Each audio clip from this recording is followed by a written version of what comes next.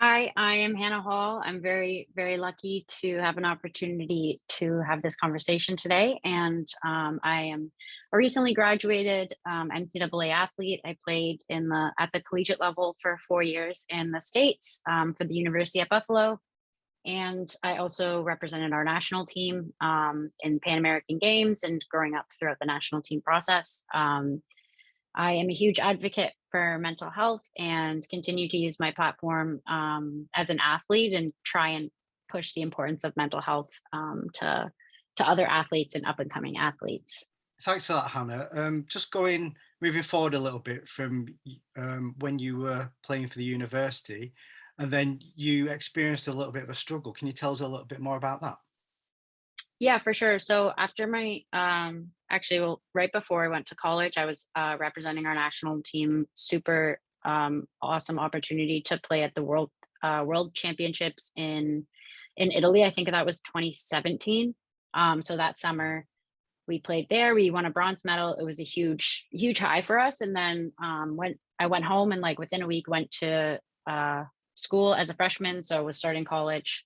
So it was a really big transition, definitely. And I knew going into my collegiate career that it was going to be very difficult as a freshman, to get playing time and to Sure. um, be very present on the court. I think that's a challenge for everybody, but especially our team was a senior led team, a very successful team.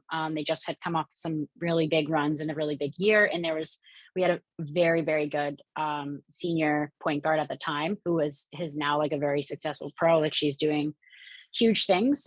So it was definitely great to learn from her, but I wasn't ready for I'm a huge workhorse, and I wanted to do everything to be on the court. Did So you feel that you had um to compete with her at some level to get minutes? yeah, for sure.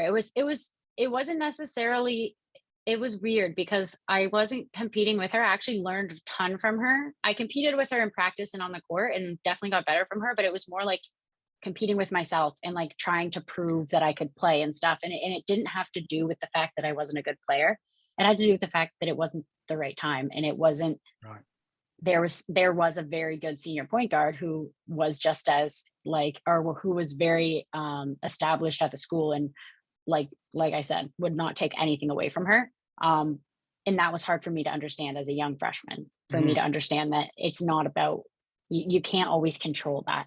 Sure. You can't always control your playing time. You can't always control your coach's decisions. I didn't understand that as a freshman, so I did everything I could in order to be out there. And for me, it was always as I'm was a big perfectionist growing up in terms of sport. Like, would just love to be in the gym extra and do stuff and I loved it. That's all I wanted to do was play. And even in school, like I just didn't want to disappoint. I think that was something for me that I always had in the back of my mind, as I always wanted to put my heart into everything, do the best I could do. So And you didn't want to essentially, yeah, disappoint yourself. Would that be right to yeah, say? Right. yeah. I think disappoint myself, and my parents sacrificed so much for me to play sports, and people around me gave so much for me to play sports and helped me throughout my journey, that there definitely is those pressures as a young athlete as well, right? Especially in that high school age where you're going to college or you're starting to go pro. But yeah, so essentially, I kind of I started working as hard as I possibly could, to a So point your where I was no longer expectations of training. yourself were high? Yeah, yeah. So no, I would say I thought I could be doing more. So I wanted to be able to do more so that I could give more to the team, and be able to play and be more of a presence on the team, Okay. because I wasn't used to not playing as a point guard, and Right. just like coming right from the national team program, like was very confident coming in. So yeah, I just my struggles began when I started overtraining, was working way too hard, way too many hours, was not sleeping enough, was not eating and fueling my body properly. I became very, very strict on the foods that I ate, and was super. I like had a strong belief of everything I did was like to perform. So if I So that was your didn't only do thought.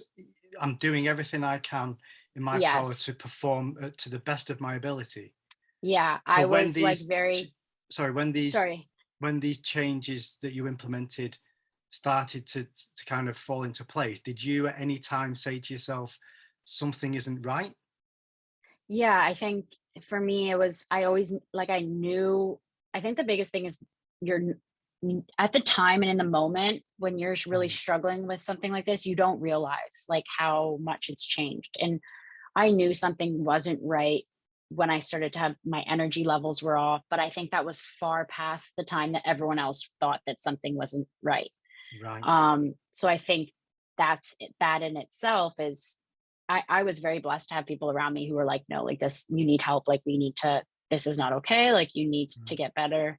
So I was very, very lucky for that. But I do wish I understood um sooner, like the what I was going through because I just didn't understand it. I never had a problem with my body image growing up. I never had a I don't fit in that eating disorder body of mm, a young woman because that wasn't the beliefs I had, but that doesn't mean I wasn't diagnosed with what I had. I was 30 pounds lighter than I was before as an mm, already small athlete, right? Like sure. I was on the verge of being very sick as an athlete. That's scary. So I didn't understand it at the time. And so that's what kind of opened my eyes to everything. So yeah, I that's where my struggles began in college and that was end of my freshman year, kind of throughout my freshman year a bit, but mostly like when the freshman season finished, I was like, all right, like grind.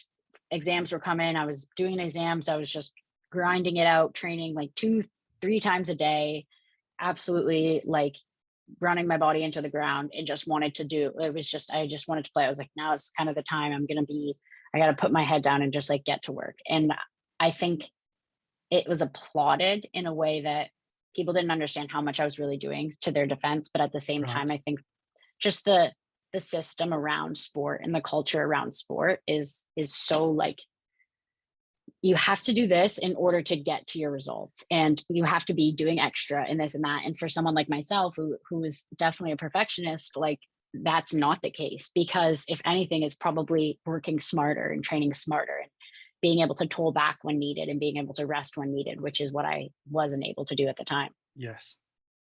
Is that because no one really told you or you weren't informed that you can push your body too far? Yeah, I think a little bit of both. I think the culture is people are so used to having to I wouldn't blame anybody, but I would say like people are very used to having to kind of push kids further and not say, "Hey, slow down," right? Mm, Because but the reality is like that does happen. It happens not even in sport, it happens in school, it happens in everything. Like sure.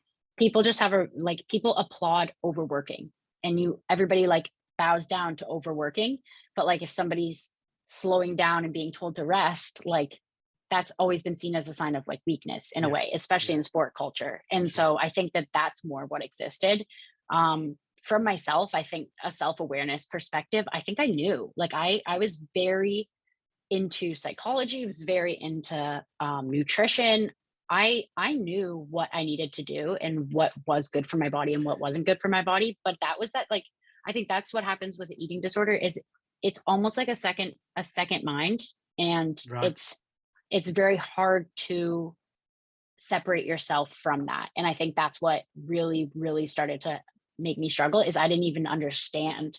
I knew those things. I was a very, I would say I was very aware in terms that was my passion. I loved, all things like health and wellness.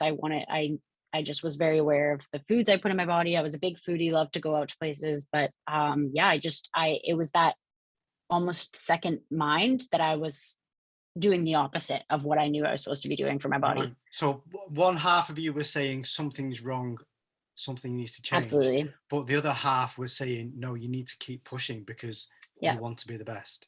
Because you're an athlete and this is And it's your that was my expected. heart and passion growing up, always Yeah. was, right? So that was kind of leading that other pushing it was like tolling me back and forth. I knew what was right for me. I knew when it was serious and when I was really sick, Right. but still looking back now at any moment in my college career when I was like really going through it and couldn't say like I'm fully recovered, I don't think I ever really knew even after coming out with my story and everything. I think it's important for me to like say like I it's something that you may never fully understand, I think, but at the same time like it's hard to be super aware of your actions and that's why it's such a dangerous disease, right? Because it's literally like a lot of people say it's almost like having a separate mind, and that Mm. um, it can kind of take away from your health, obviously, in a big way. So Yeah, cool. I mean, was there any time where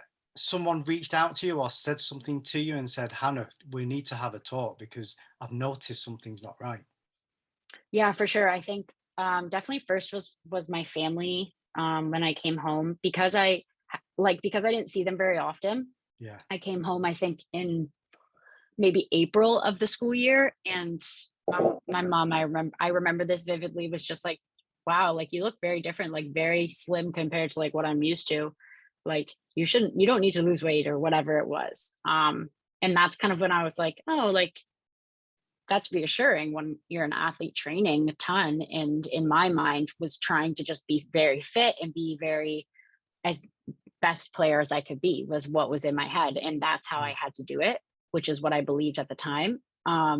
But my coaches for sure uh, were put like a full on hold on everything, and we're like, this has gone too far. Like you're not like it happened very quickly, I would say. So and it was over our off period, so right. it wasn't in just that time frame, but the I think the biggest downfall happened for me, the most like weight I lost, and like the physical, the stuff you can't hide, right? Like you can hide a lot of the mental stuff. People don't always know what you're going through mentally, but physically, Sure. if you've lost 25 pounds, people know like, okay, what's wrong? Either you're sick or something is wrong. And most of that happened when we were on break, like when our school year had finished. There was like a month before I was going home after the school year, so it wasn't as if I was seeing my teammates every single day. So it wasn't. It was a very lonely time, I would say, which made it harder for me to realize because I didn't have people telling me as Sure. much. But when my coaches and when people did see me, it was like immediately like brought to attention, and I was very lucky to for it to be brought to attention at the right time, because I think and a week longer could have, who knows what could have happened in terms of my health or whatever, Sure. but definitely was very lucky for it to be brought to attention. And at that moment, when your coaches brought it to your attention, what kind of emotions did you go through? I was fully like Was it a I was relief? it was a no, it was actually the opposite. I think I was completely like just does it's not I don't know what you guys are talking about. Like this isn't So a bit of yeah, like denial? I'm fine. Yeah, definitely some denial. But more just yeah, emotions. I would say I was very emotional. It was difficult. And because I think that's where deep down I was like, oh my gosh, there is something that's really wrong. Like now people are bringing it to my attention. But I think still that other side was saying, no, like this is just what you need to do to be as best shape you can be, or whatever, like get those goals done and get to what you want to do. And that was that side telling me. So that's where the denial definitely came in. But I was like, wow, it was eye-opening, I think, and definitely emotional for me to hear that like people were like, whoa, like you need to stop. Because I've Sure. never had really health problems in my life. I've always been a pretty healthy kid. I've had like I had a knee surgery in high school, and after that I had no issues. So I was very, very blessed to be able to like come back from that, be healthy. But other than that, I've always just been a healthy kid. So I've never had to deal with something like that. So I was very, very eye-opening for sure. Yeah. And from that moment when the coaches told you we need things to change, how long after that moment did you kind of go into, or did you go into like self-reflection mode and start changing what you ate and how you treated your body? Yeah, I would say it was it was I wouldn't even say it was a roller coaster, definitely. Okay. It's not a linear path in any way. I think nothing is, and I'm sure we all understand that. But definitely in terms of recovery, from anybody who has an eating disorder, it's a very rough path because it's difficult, right? It's the two minds. But I think especially somebody who's a high level athlete who's trying to also train and be able to put enough food in their body to train and gain muscle and gain weight, a significant amount of weight. Because the reality was like for me to recover, I needed to gain weight because that's Mm. what was healthy at the time. I needed to get back to that healthy weight for myself, in order to perform and to play and to and Sure. to be safe playing, right? Yeah. I wasn't it wasn't safe for me to be on the court if I wasn't at a healthy weight. So yeah, that took a little bit to wrap my head around and to actually understand. But I think that's also where my perfectionism and like competitiveness benefited me because I knew that if I didn't do that, I wasn't playing and Yeah. that I would lose the game completely. So Did that you was have kind of the motivator for me. any internal issues going on with any organs? At the time, no. I Okay. mean, definitely starting to notice some like issues and stuff that was off. And like doctors and everyone I spoke with health wise was saying, like, this is, you're very close to having some serious issues. Like, this is right now, it's like we stop, we cut it off and we focus on your health only. Like basketball's stopping right now, not forever, but you need to like get back. So I Right. was very, very lucky to have that halt before anything serious happened. I mean, fatigue and I think I fatigue much faster now. I think a lot of Right. muscle damage that occurred, it does affect you later on in life for sure. And I noticed that Right. as like the amount of stuff I could do as that athlete compared to like what I could do my senior year was very, very different. And that definitely changed things. But I think just the awareness of it all too.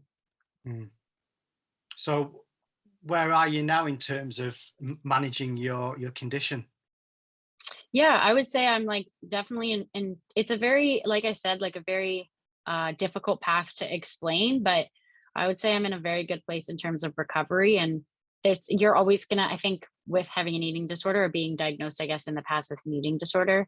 I don't love using the word diagnosed because I think you can have struggles with your eating and you can have Mm. disordered ways of living and like ways that you treat your body without being diagnosed because you don't Sure. have the other, right? So I think it's important to establish that for sure. But yeah, I'd say I'm in a very good place, but definitely still deal with mental health issues.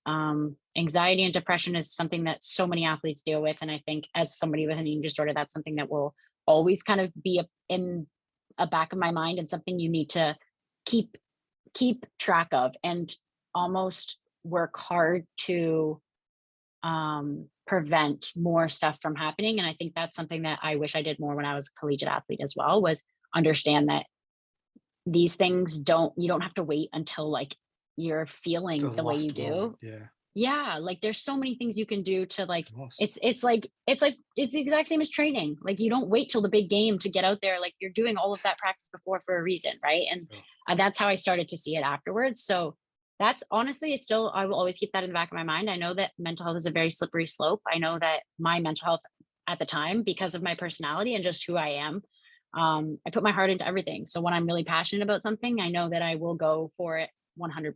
And that can be a slippery slope. Burnout is something that's super real in this society. And again, we were chatting before, burnout is, and like hard work is almost something that's applauded, but Yeah. it's not the best for you. It's not. And so that's something I definitely, transitioning now into the work world, still have to keep in mind. I would say I'm very proud of where I am at in my journey, but I know that it's a journey that I have to own my whole life. I'm going to own it my whole life. I'm going to have to work for it my whole life. It's not going to be something you can just forget about ever happened, because I think it's Mm.